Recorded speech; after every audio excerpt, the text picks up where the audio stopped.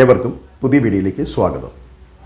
Iran മിലിറ്ററിയുടെ പുതിയൊരു വാർത്തയാണ് ഞാൻ ഇപ്പോൾ നിങ്ങളെ അറിയിക്കുന്നത്.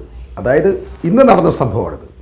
ഇറാൻ്റെ തെക്ക് കിഴക്കൻ മേഖലയിൽ ഇന്ന് അവർ വലിയൊരു ഓപ്പറേഷനാണ് നടത്തിയിരിക്കുന്നത്. ഈ ഓപ്പറേഷനിൽ 23 പേർ കൊല്ലപ്പെടുകയും 46 പേരെ അറസ്റ്റ് ചെയ്യുകയും ചെയ്തിട്ടുണ്ട് എന്നാണ് ഇറാൻ മിലിറ്ററി പറയുന്നത്. ഇസ്രായേൽ ചാരന്മാരായ കുറേ വിദേശികളാണ് കൊല്ലപ്പെട്ടതും അറസ്റ്റിലായതും.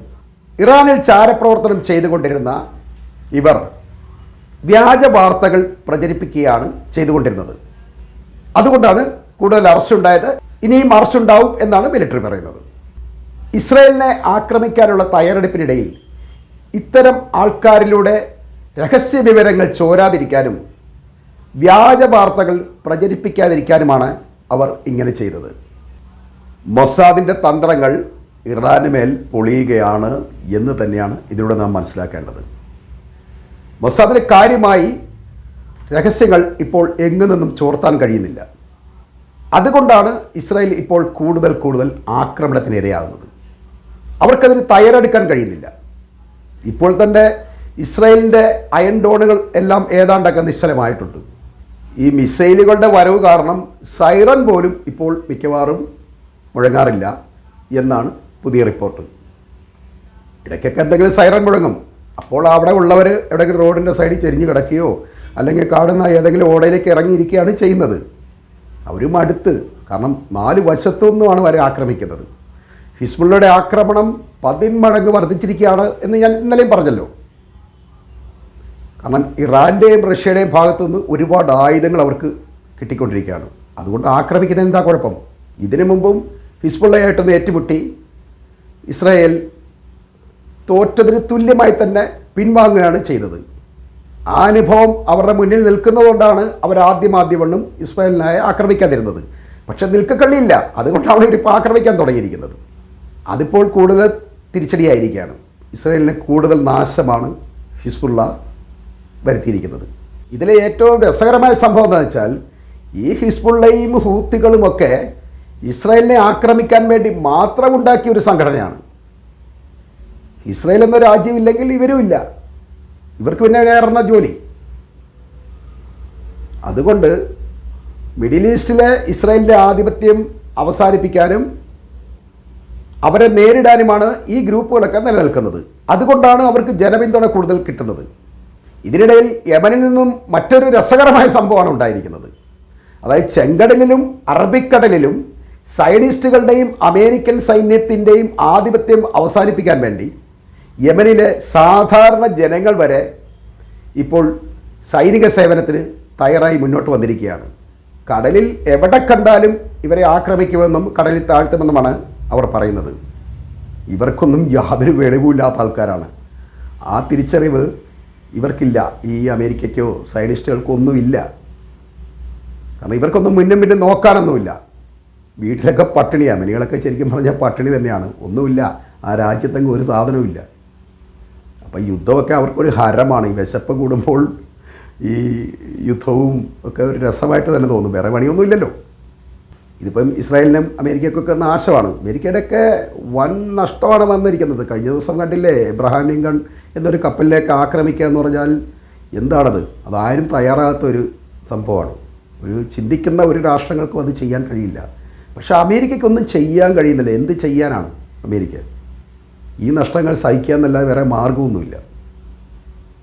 അപ്പം ഞാൻ ഈ എബ്രഹാം ലിങ്കൺ ആക്രമിച്ചതിനെക്കുറിച്ച് ഞാൻ കാര്യമായിട്ടൊന്നും പറയുന്നില്ല. എല്ലാവരും പറയുന്നുണ്ട്, ഞാനത് പറയുന്നില്ലെന്നേ ഉള്ളൂ. അതുപോലെ ഈ വീഡിയോകളെല്ലാം നിങ്ങളെ കാണിക്കണമെന്ന് എനിക്ക് വലിയ ആഗ്രഹമുണ്ട്. പക്ഷേ എനിക്കതിനകത്ത് സ്ട്രൈക്ക് വരുന്നുണ്ട്. ഞാൻ ഈ വീഡിയോകളിലിട്ട് ഞാനത് എഡിറ്റ് ചെയ്ത് കഴിയുമ്പോൾ അതിനെനിക്ക് യൂട്യൂബിൻ്റെ സ്ട്രൈക്ക് വരുന്നുണ്ട്. അതുകൊണ്ട് ഞാൻ അത് എടുത്തു മാറ്റിയിട്ടാണ് പലപ്പോഴും ഞാൻ നിങ്ങൾക്ക് വീഡിയോ ഇടുന്നത്. കാരണം വാർത്തയ്ക്കൊരു വിശ്വാസ്യത ഉണ്ടാവണം. അതുകൊണ്ടിത് കൃത്യമായിട്ട് നിങ്ങളിത് കാണിച്ചു കഴിഞ്ഞാൽ പിന്നെ എൻ്റെ ഉത്തരവാദിത്വം കഴിഞ്ഞു. ഏതായാലും ബാക്കി നമുക്ക് തുടരാം. മറ്റൊരു വസ്തുത എന്താണെന്ന് വെച്ചാൽ, ഈ ഓരോ യുദ്ധങ്ങളിലൂടെയും ഇസ്രായേലിൻ്റെ സൈന്യവും കുറഞ്ഞുകൊണ്ടിരിക്കുകയാണ്. ഇസ്രായേലിൻ്റെ സൈന്യം വ്യാപകമായ രീതിയിൽ കുറഞ്ഞുകൊണ്ടിരിക്കുകയാണ്. അവർക്ക് മറ്റൊരാളെ സൈന്യത്തിലേക്ക് ചേർക്കാൻ കഴിയുന്നില്ല, കിട്ടുന്നില്ല. അതേസമയം ഈ ഇറാൻ്റെ പ്രോക്സി ഗ്രൂപ്പായ ഹിസ്ബുള്ള, ഹൂത്തികൾ അല്ലെങ്കിൽ സിറിയൻസ് ഇവരൊക്കെ ഉണ്ടല്ലോ, ഇവരൊക്കെ കുറേ ആൾക്കാർ മരിച്ചിട്ടുണ്ട്, ഇല്ലെന്ന് പറയുന്നില്ല. ഹമാസും ഒക്കെ ഒരുപാട് ആൾക്കാർ മരിച്ചിട്ടുണ്ട്, പോരാളികൾ തന്നെ മരിച്ചിട്ടുണ്ട്. പക്ഷേ അവരതിൻ്റെ കുറവ് അനുഭവപ്പെടുന്നില്ല എന്നുള്ളതാണ് രസം.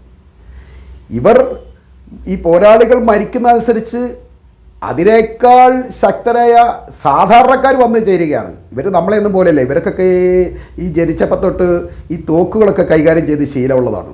പ്രത്യേകിച്ച് നിങ്ങൾ അറബ് രാജ്യങ്ങളിലൊക്കെ ഉള്ളവർക്ക് അറിയാൻ കഴിയും. നമ്മുടെ നാട്ടിൽ ഈ വെടിക്കെട്ട് നടത്തുന്നതിന് പകരം അവർ ഈ കല്യാണത്തിനൊക്കെ തോക്കെടുത്ത് മുകളിലേക്ക് പട്ടപട്ടാന്ന് വെടിവെച്ചിട്ടാണ് അവർ വെടിക്കെട്ട് നടത്തുന്നത്. അത്രയും ഇതാണ്. ഈ യമനികളെയൊക്കെ സംബന്ധിച്ച് അവരുടെ കയ്യിൽ എപ്പോഴും തോക്കുണ്ട്, അരയിലൊരു കത്തിയുണ്ട്.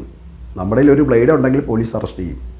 ഈ അറബ് രാജ്യങ്ങളെല്ലാം അങ്ങനെ തന്നെയാണ്. അവർക്ക് ആയുധങ്ങൾ കൊണ്ട് നടക്കുന്നതിനൊന്നും കുഴപ്പമില്ല. പിന്നെ ആരെങ്കിലും തട്ടിയാലേ ഉള്ളൂ അത് ചിലപ്പോൾ തലയാണ് പോയി കിട്ടുന്നത്. അതവർക്ക് നല്ല ബോധ്യമുണ്ട്. അവർ ചുമ്മാ അവർ കൊണ്ട് നടക്കുന്നു. അവരൊരു ആചാരം പോലെ അത് മിക്കവാറും ആയുധങ്ങൾ കൊണ്ട് നടക്കുന്നത്. അത് കല്യാണങ്ങൾക്കൊക്കെ വരെ നിരന്ന് നിന്ന് പടപടാന്നിങ്ങനെ ആകാശത്തേക്ക് പൊട്ടിക്കുന്നത് ഞാൻ കണ്ടിട്ടുള്ളൂ. അപ്പോൾ ഇവരെ സംബന്ധിച്ച് ആയുധം ഉപയോഗിക്കുക എന്ന് പറഞ്ഞ വലിയ കാര്യമൊന്നുമല്ല.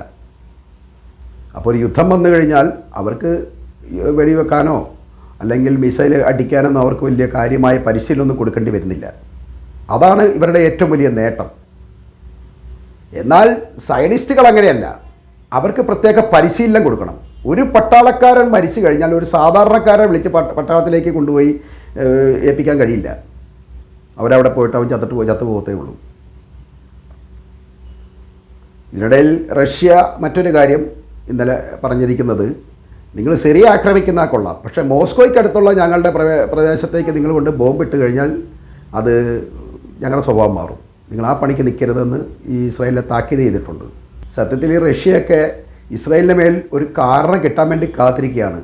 പുള്ളിക്ക് എങ്ങനെ കയറി അടിച്ചാക്കുള്ള ആഗ്രഹമുണ്ട്. പക്ഷേ ഈ ലോകം മുഴുവൻ നോക്കി നിൽക്കുമ്പോൾ ചുമ്മാ പോയിട്ടങ്ങോട്ട് അടിക്കാൻ പറ്റുമല്ലോ. അതിന് പകരമായിട്ട് ഒരു ആയുധങ്ങൾ കൊടുക്കുകയാണ്.